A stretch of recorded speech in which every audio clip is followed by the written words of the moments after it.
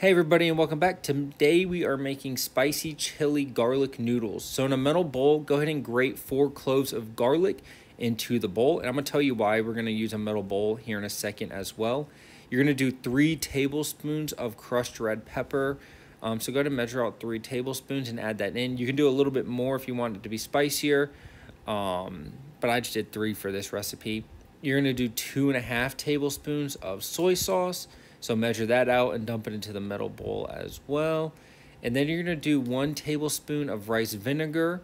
So dump that in. And then you're going to do 1/2 teaspoon of sugar. So in a pot, go ahead and do 1/3 cup of oil. I did vegetable oil, and you're going to heat it to 350 degrees. And once your water's boiling, put in your noodles. So we're going to use a metal bowl for this reason right here. You're going to dump your hot oil into the bowl. With metal, you don't have anything to worry about. So once your oil hits 350, dump it into the bowl and kind of mix it all together and let that sit for 5 minutes before adding the noodles into it.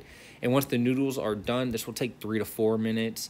Drain them, and you're going to wait the 5 minutes and put the noodles into the metal bowl. And then mix it all together, make sure everything's pretty well coated, and put it on a plate. You're now ready to serve. I did sesame seeds on top just for looking appeal. You can have protein as well, but try it out yourself and let me know how it is. Thank you.